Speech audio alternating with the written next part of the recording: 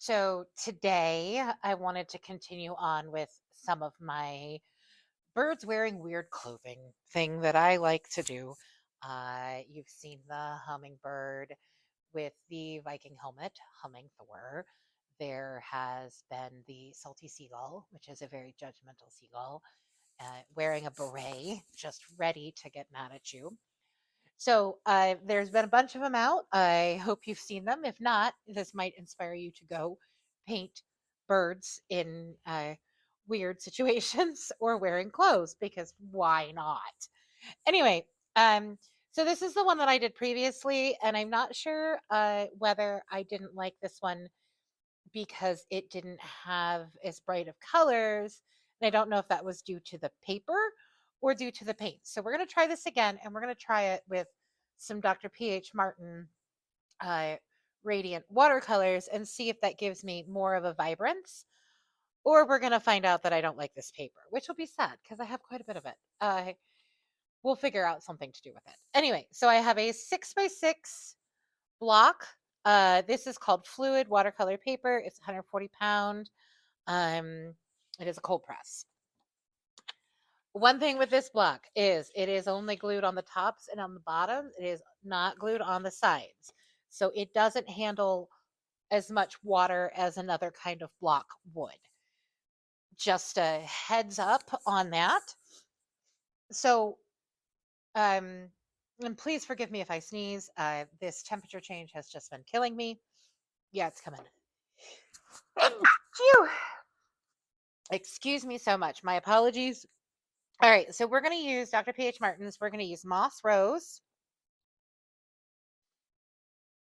And I know this palette is crazy looking. This is a plastic plate, like disposable plate that I got from our local grocery store. They come in packs of 10. They're really great for when I have to teach painting classes because if they get broken, it wasn't super expensive, but they're nice and light colored. So they show me what's underneath. But sometimes the gouache doesn't like to come off. So that's an old silver gouache. That's some gold gouache that was put on at some point in time. Sometimes it stays. I just work around it. So moss rose, and then we're going to use amber yellow, which is a very orangey yellow. As it fades out, it gets very yellow, but it starts out very, very orange. And I am systematic as I put these down so I can remember what color is where, because sometimes they look exactly the same. Then I'm going to use grass green because one of the things I didn't like about this was the color of the turtleneck. So I thought, what if we made it a lime green turtleneck? Because I love hot pink and lime green. So that's what I'm going to try to do. So I have grass green. And if you don't have these colors, pick a pink, pick a yellow, pick a green. It's fine. I also have lemon yellow. These have been sitting around, so I have to shake it. The lemon yellow is mainly for mixing, but I might use it to pop in a couple of colors. I don't know. Um, and then I also have black.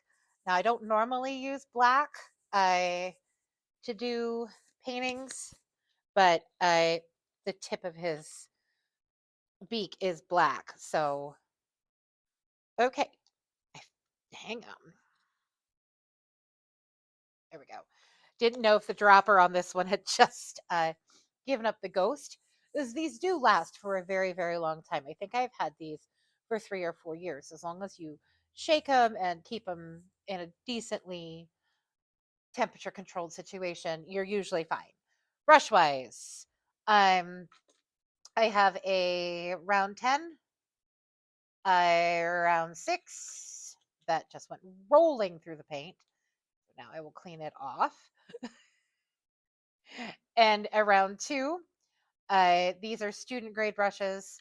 This one is a Princeton. Sometimes it's whatever I have within grabbing distance because I am lazy and don't like to get up. Trying to save on trees. I have a microfiber cloth to use for my dabbing. If you have a paper towel, use a paper towel.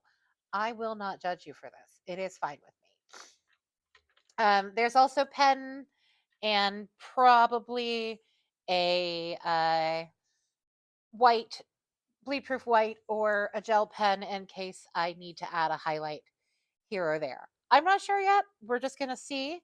I I think this is going to be fun. I think we're going to have a good time with it. So why don't we go ahead and get started? You want water? I did forget to say water. I am sorry about that. So what I'm going to do is before I do anything, because your yellow tends to get dirty, I'm going to go ahead and paint the iris because not pelicans, flamingos have yellow eyes. It's a little creepy and weird, but they do. And we can paint over this, but I don't want to forget and then not have it.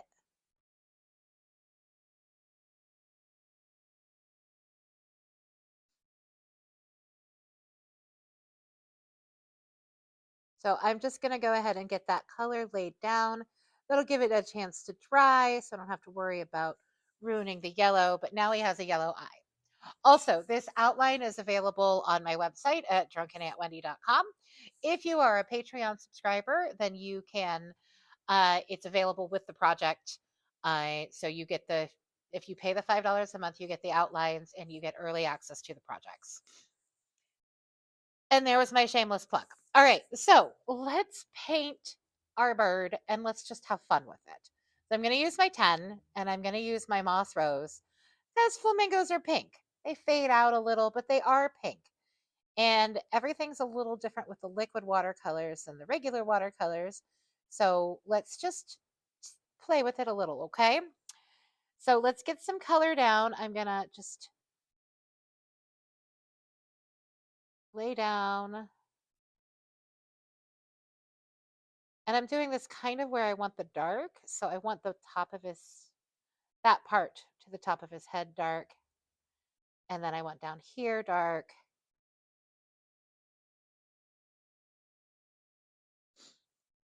And this is already way more vibrant. So I'm glad I decided this.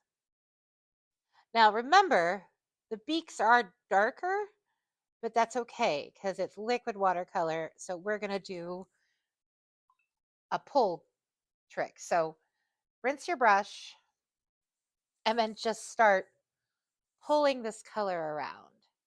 See, with the liquid, it really moves super easy and you get the water and the paint do a lot of the work to give you the shading that you're going for. I do think I may have gone a little dark with this. That's okay. I will be able to make some adjustments.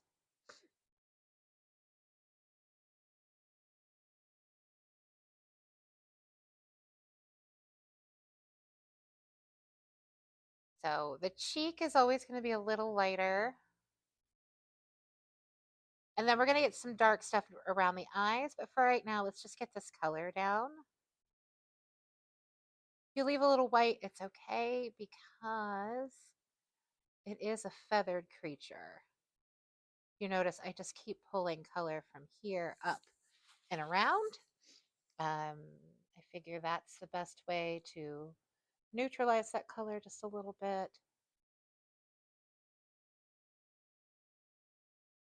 I get a little bit more water. There we go. We are just kind of getting down the basic color here first.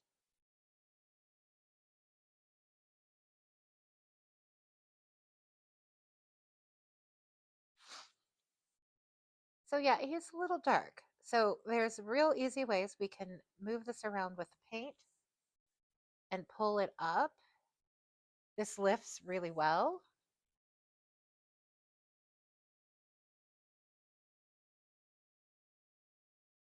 And if you want, you can also take your towel and pull it up in a couple of spots. And that just lightens it up a little bit for us. But it's really fun, and definitely this paper works really well with liquid watercolors. It just didn't like the other watercolors, or it didn't like the technique that I was using the last time. So I'm just going to kind of smooth all that out a little bit.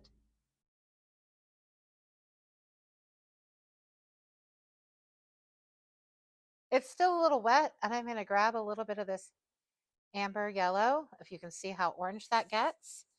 And we're just going to give him a little bit of orange.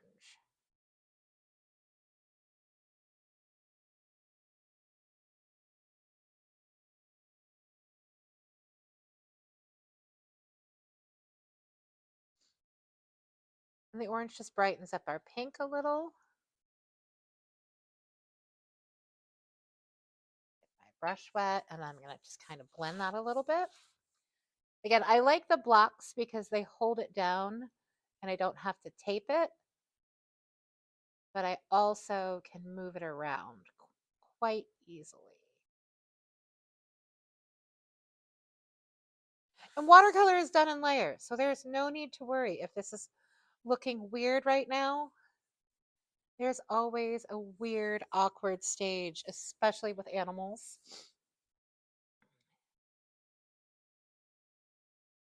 I'm just gently going around that eye. And go.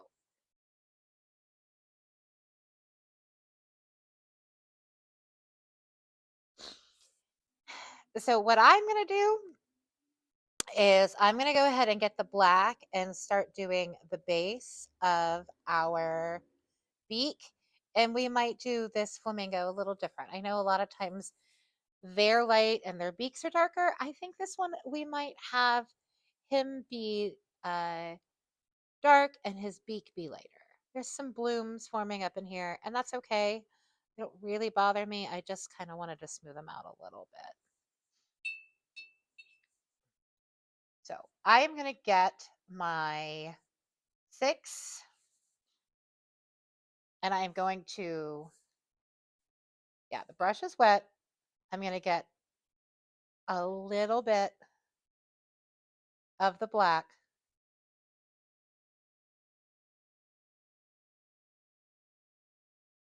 And I'm going to start right here.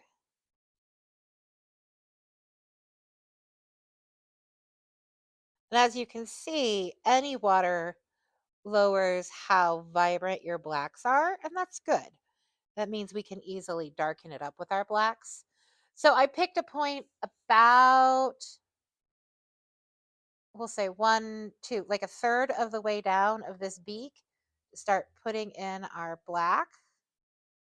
And right now it looks gray. That's totally fine. Is what I'm going to try to do is blend this with the pink, and then after that dries, we can come in and darken up where we want to darken it.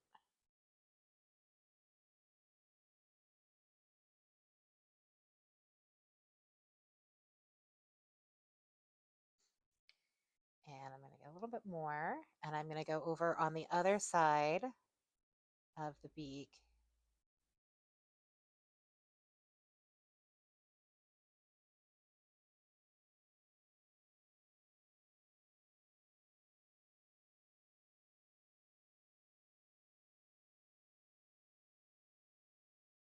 Oh, this is fun.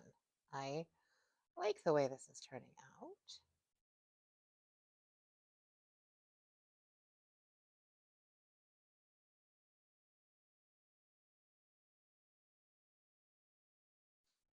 Okay, so the basis of our beak is done. It is light. We can make it darker.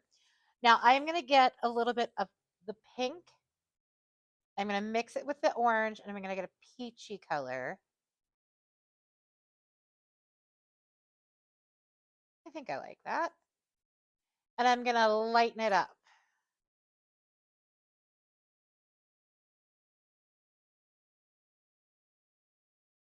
And to lighten the liquid watercolors, you just add more water.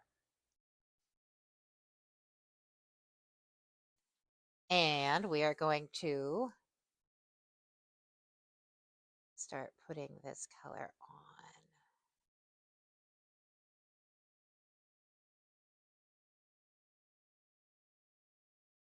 And I'm going right over that dark. That's fine. I was hoping it would bleed a little bit more, but I was moving too slowly, I think.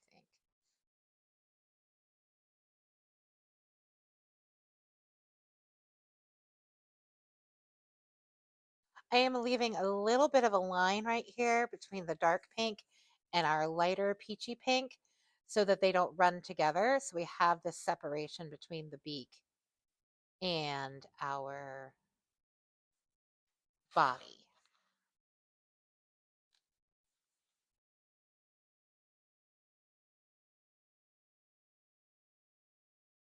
And we're just doing that on the top of the beak.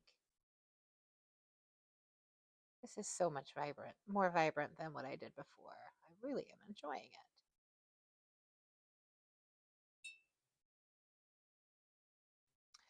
it. Right now, I'm getting some of the orange and I am lightening it up a little bit so that I can add a little bit of orange here on the beak. And if you don't like that touch, don't do it. That's fine. Doesn't bother me. I just thought it would be fun if we added a little bit of orange into this beak. And then we have just nice, smooth colors as we put all that down. That's really pretty. I really like that. So most of this is dry. So let's go ahead and get a little bit more of the black and let's darken this beak up just a touch. I don't want to go too crazy. I don't want it to be a super dark beak because I think I like the way it looks. I know that looks really dark, but don't worry. It's going to dry later and we need to be able to go later. So we need to start dark to go lighter.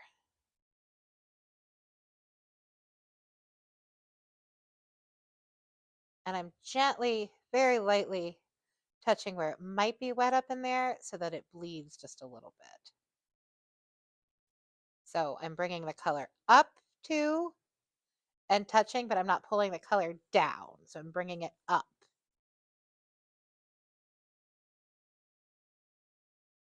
So it pulls the black up in, but we don't pull any of the pink down into the beak down here.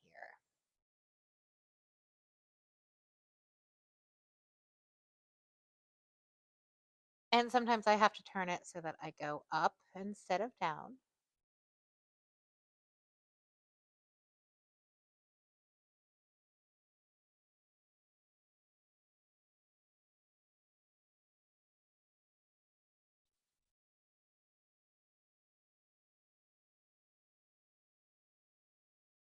Okay, I enjoy that. I'm going to make it a little bit more apparent that I'm blending these two colors here.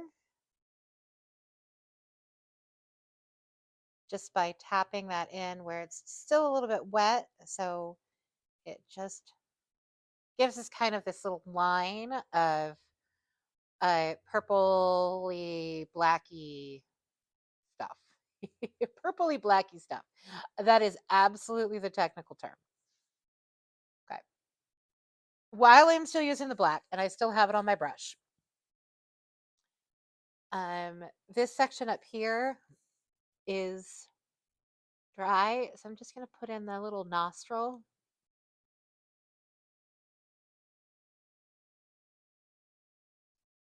And we're going to go ahead and with extremely light pressure. And honestly, if the line doesn't match up, that's totally cool.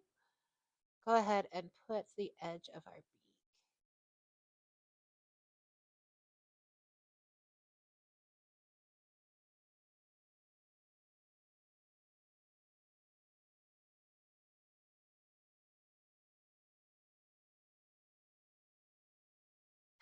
And while we're at it, I mean, I'm scared too. But I always think we wait for so long to do the eyes and then we freak out about doing the eyes because we don't want to mess anything up. So let's go ahead and just get our pupil in. Just make sure you remember to leave a highlight. And if you don't, well, that's what bleed proof white's for. And this is dry, so I'm gonna lightly go around.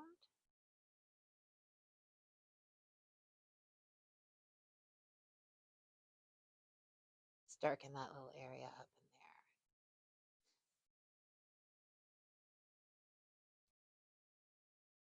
So we lost a little of our shading. That's okay. We're going to bring it back in. I am going to go ahead with just the straight moss rose, dabbing it on my paper towel because I kind of want to do a dry brush to do these like just little feathers. We're just going to do little feather textures right here. So it really is just a teeny tiny little line. And if you're not getting a small enough line with this brush, either use lighter pressure or just move to a smaller brush. I just didn't want to grab a smaller brush.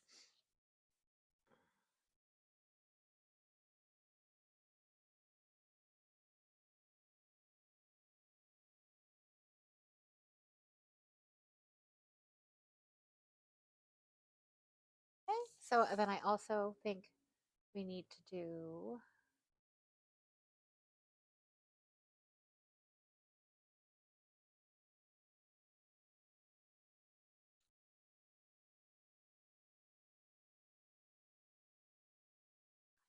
dark here.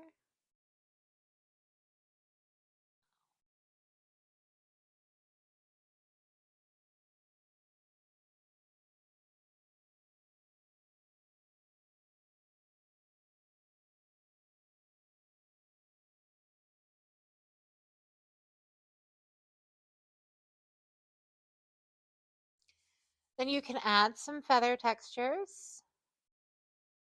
So what I did there was I really just added a line around the eye to make it go in just a little bit. And we'll do some feather textures like this.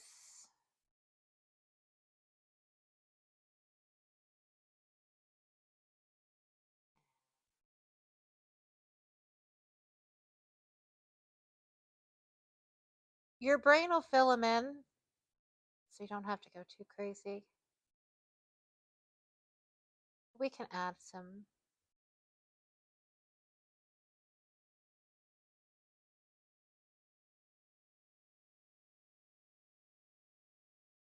And basically at this point, they're turning into lines that hit the contour, and that's great because it's just going to give us a little bit of texture without doing too much. And then on the top of the head, that line was way too smooth, so we just break it up a little bit with little lines.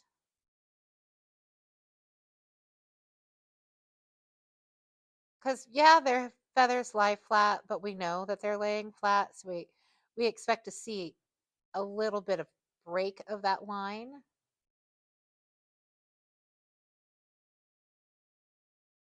But I'm not going to cover the whole thing because then you can either go fully realistic and then do all of the textures and the feathers and everything and spend your time on that. And if that's what you want to do, that's absolutely fine. It's just not my style. So we're going to just give the impression of some of these, but we're not going to go too far because if you go too far, then you really do need to make it the hyper realistic. If you leave it somewhat abstracty, it'll work. I know that sounds really weird. Um, the eye is not done. Don't worry. I realize that the eye is looking a little funky right now.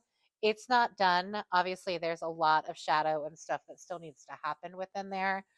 Um, but I want to give everything a chance to dry before I go a little too crazy.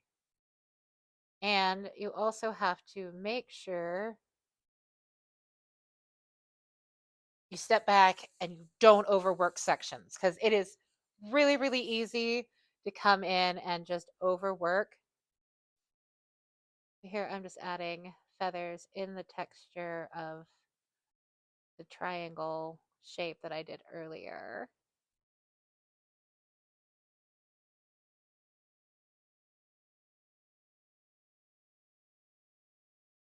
I added them in here, which added us a little darkness, but it also gives us the cheeks. They had this nice fun cheeks and then the shadow that came in right there. So this is super fun. Let's move on to the sweater, and then we can come back up and add things to the face and stuff. We can add some little dark in here, but let's wait till all of that is dry before we start futzing around. Okay. So I'm going back to the big 10, the round 10. I know my water's a little pink. I just want to make sure this brush is nice and clean because we don't want the pink and the green to mix too much. All right, that's just pink water. This stuff's really highly pigmented, so a little bit of pink water is not a big deal. When you're mixing with yellow, take the yellow to the color you're mixing, not the other way around, or you'll ruin your entire pile of yellow. I'm coming over here and I'm getting some yellow and I am mixing that in because I really want like a chartreusey, lime greeny kind of color. And I know that they have, Dr. P.H. Martin's has a limey green color. I just don't have one. So we're going to make it my way. Okay, so I think I like that. That's just some yellow and some of the grass green, and that was lemon yellow. So let's start with our sweater.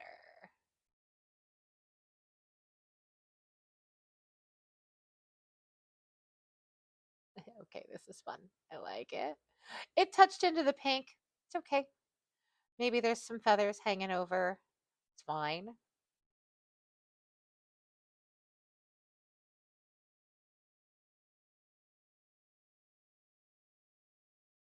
Now I'm trying to do, since there are some lines of the lines of the sweaters, trying to do my brush strokes in that shape. So we have like the pull down of the sweater here. And we want to keep that shape going. So we can add that just via the brush strokes. And yeah, my brush is running out of paint. It's giving me a nice fun dry brushing technique and giving me texture on the sweater, which is what we're going for. So perfect, right? So let's get a little bit more. And right under here is darker. And we have that little lip right there. We can layer this color and get it darker.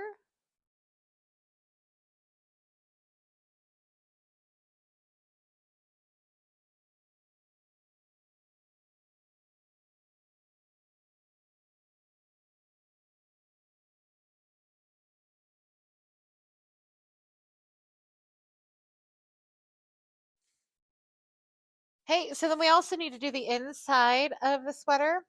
Again, we're getting this color down. We might make it darker. We might not. We might see how it looks. We're going to go like, you base it on the balance of your painting. So while I may need to go darker in some spots, you may not. And that is okay.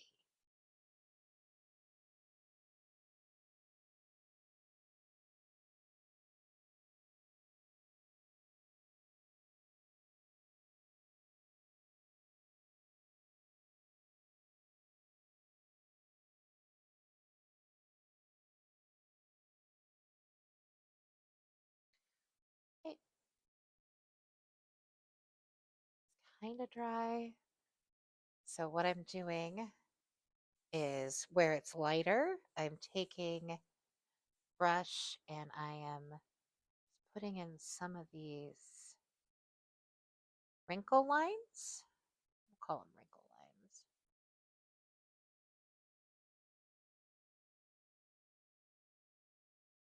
From the ribbing in the turtleneck.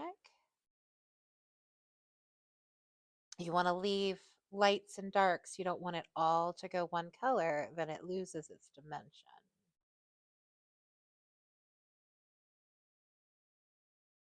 And I didn't go too crazy with all of the lines like I did in the previous one because I wanted their, because I didn't want to. Be honest, I didn't really want to. I thought it looked overworked doing it that way, so I just didn't want to.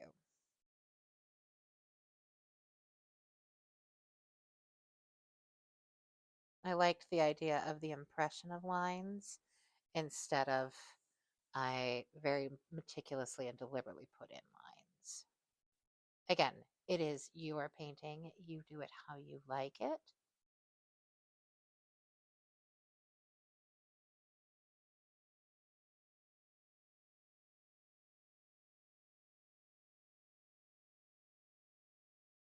So I'm going to take some of the grass green without the chartreuse in it, or the chartreuse, the lemon yellow, and just kind of do this to add a little bit of shadow where our turtleneck is kind of folded over. And we're getting a line, so we're going to rinse our brush, dab it on our paper, and then dab it on our paper some more, and then pull that color down so we don't have as harsh of a line.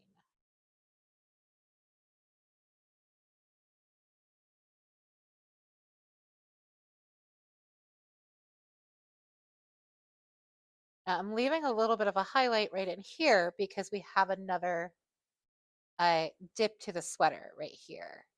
So we want that to go under there,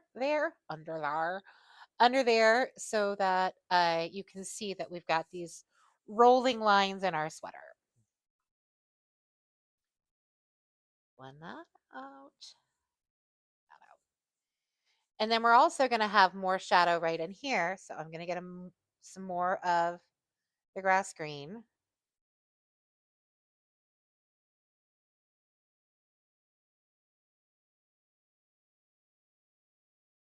And there are multiple ways to do shadows in watercolor.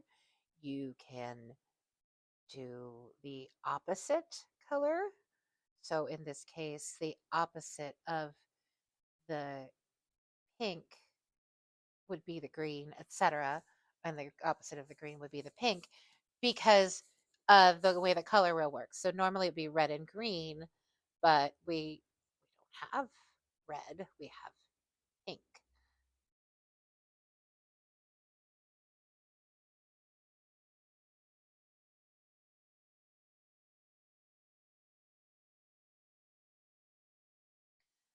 But if I wanted to add a shadow in here, I could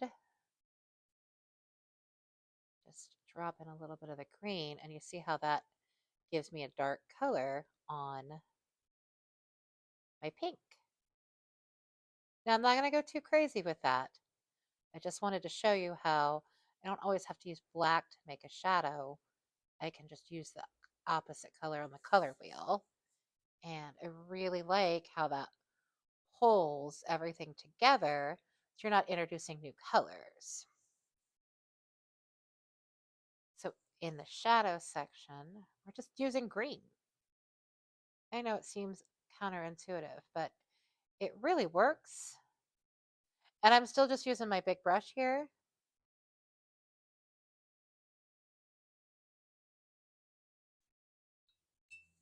And I'm going to tap that out. And I'm going to blend this just a little because it got a little too harsh.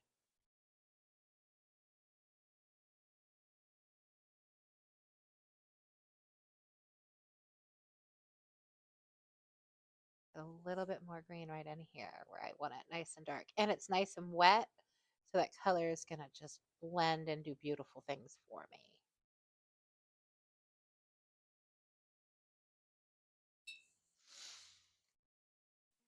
And I think I want a little bit right around these eyes.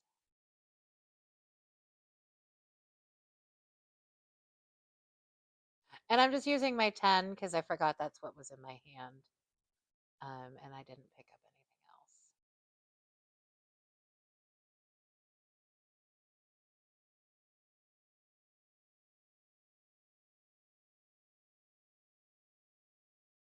And then this, again, this is just the grass green over top of the pink. It just gives us this nice, good shadow color without a lot of mixing and blending on our parts.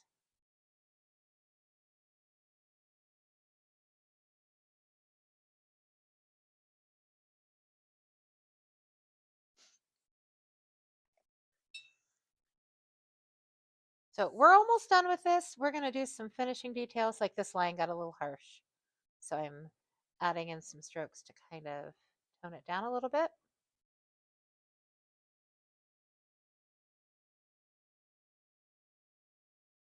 And then I can use the paint that I had to just kind of add some feathery structure and stuff like that. I'm going to go ahead. I'm going to make a face and you guys won't be able to see it. I'm going to switch to my round 6.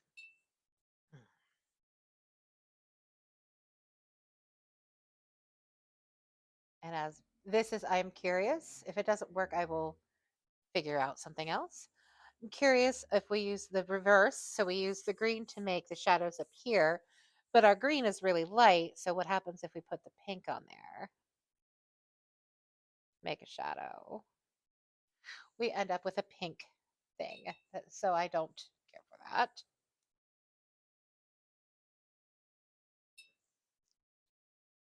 It's no big deal. Let's take it off.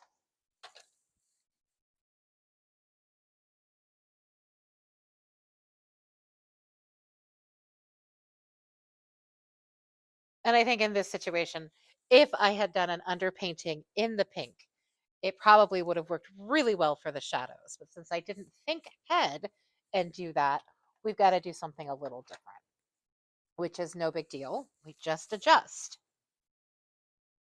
So we're going to get some straight green.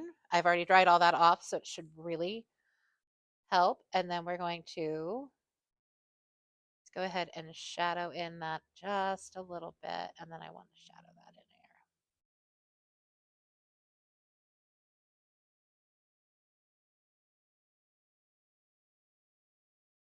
I want to continue. I want to make sure we have this shadow under the neck.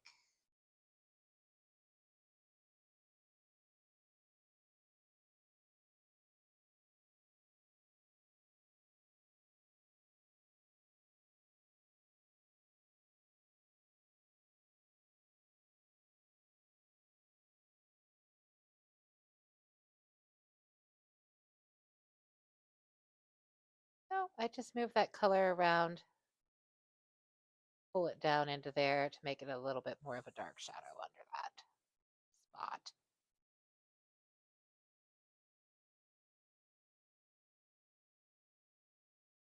I know. I said I didn't like it and I'm putting it back on. Well, now it's there. I kind of have to get it to blend out a little bit better. So we're going to put it on.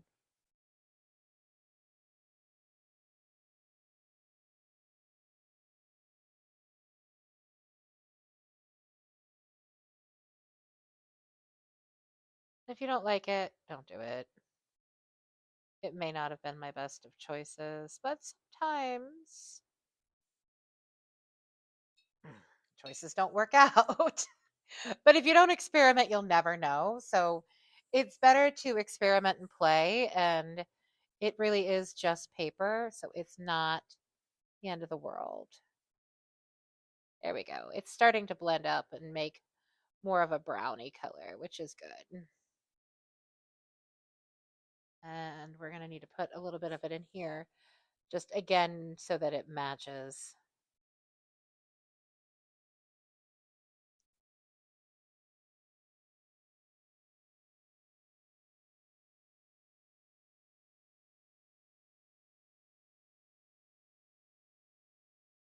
I can tell I've gotten that a little wet, so we're going to pull some of the water up with my brush.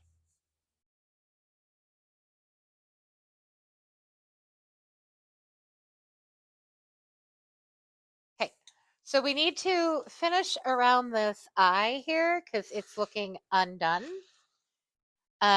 So there's usually like a shadow in the eye. So I'm getting getting the smallest brush I have right now, which is the 2, and I'm going to get it wet first, tap it on my paper towel, and I'm going to get some of the black.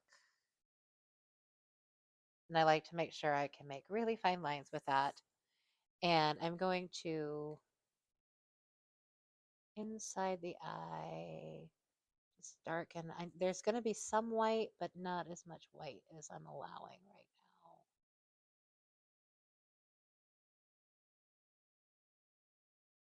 now. I feel like that's way too harsh for these eyelids around the eye. Okay. So then you dry your brush and you go back in. Make sure there's no water droplets on there because sometimes I get those. And just come in and move that around just a little bit. Maybe turn it to the side so you can get like a little shadow right here. Shadow under. It's not perfect.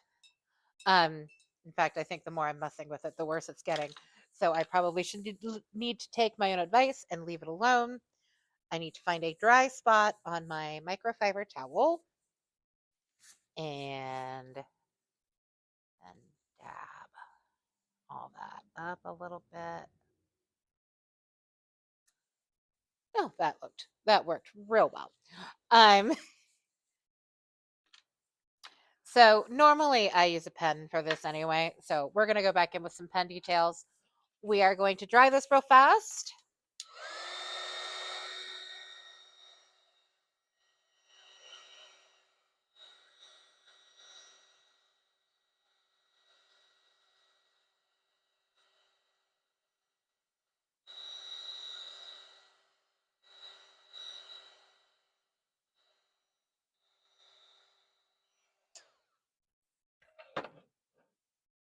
Because your pen won't work if the paint's wet. I think I gave our poor little bird some like bloodshot eyes. So I'm just outlining the eye and the highlight, and I'm coloring that in so it's nice and dark.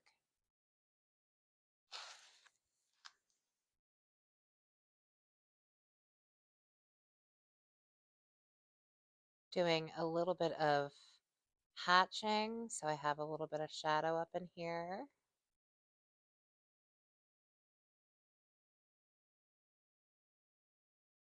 Kind of blend all that together. And then adding a little bit, we'll call this eyeliner, because that's really kind of what it's doing, is darkening our eye.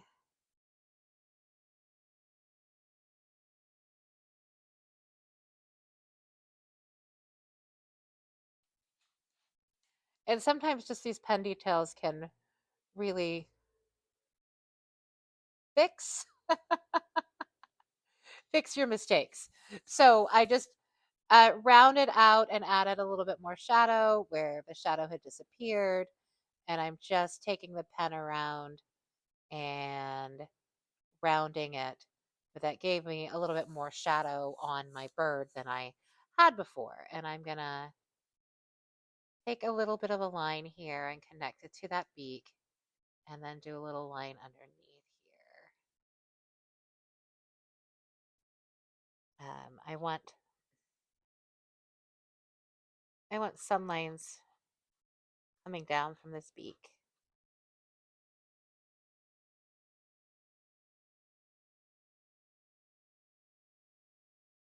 And following the contours of the beak.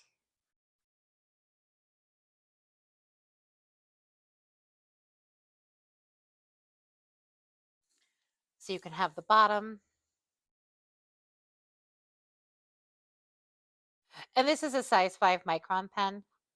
The closer together you put the lines, the darker it looks. The further apart, the lighter it looks. But if you don't follow the contour, it just looks weird. So make sure you're following the shape, because if you don't, it just looks strange. And then I want dots I like to put dots on things. Again, same with dots. The closer they are together, the darker it looks. The further apart they are, the lighter it is if it's doing shading and shadowing for you. And again, this is just what I like to do to add details at the end. I like to add some pen details because I like pens. It makes me happy. We also lost some of the shading over here, so I'm going to just lightly kind of scrape in a couple of the curvy lines. You don't want to go too overboard, and I would say really just lightly graze with the pen here. You don't want really harsh lines.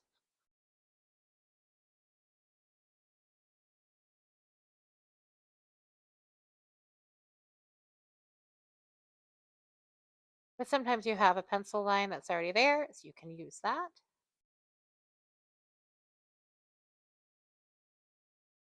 Because if you go too crazy, then it looks a little bit more illustrative. And if that's what you want, that's also fine. I think we need to add back in everything that we lost down here.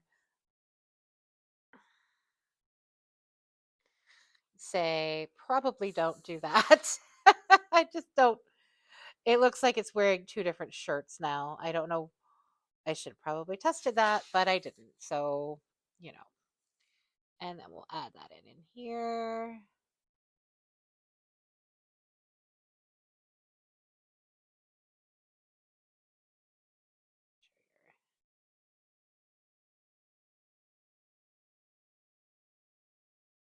And where you're doing this top part, make sure they curve to follow the roll of the sweater.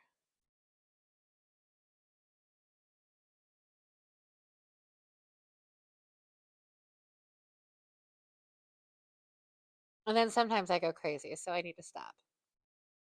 Sometimes you just need to scribble. Last but not least, we did black. Let's do a little bit of white. So I'm gonna dot the highlight back in a little bit better, and I'm gonna add. I'm gonna activate it on my finger. I don't know why I always have to do that. And then I'm gonna add white dots up in here, again across the nose. It might make it look a little bit more cartoony, but I really love adding white pen accents to things. And then I just do it however I feel.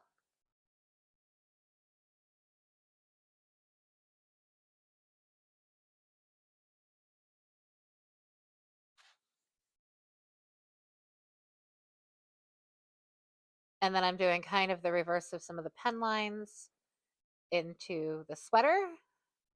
Again, make sure it curves at the top so you get that sweater curvature.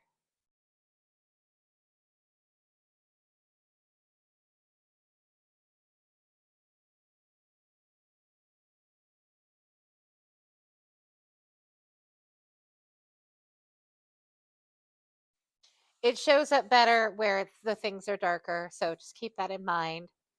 And I want him to be a little lighter here, so I'm going to use my pen to add feather textures, which basically means I'm just drawing little lines, in case I didn't explain what that was.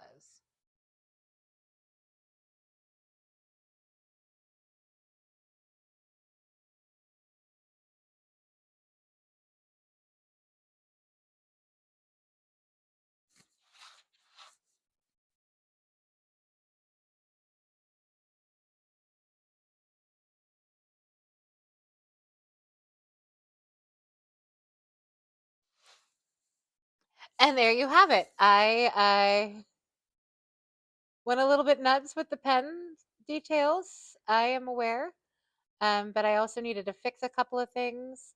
And normally I wouldn't have to, but I don't know what was going on today. But it's actually really fun.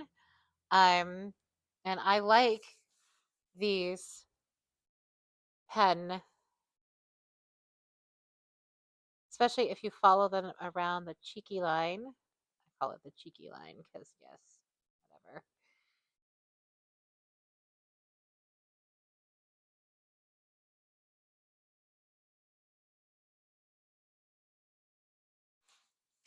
I think he's super fun. I mean, he may not be exactly what I was planning in my head when I first started, but I think he turned out really well.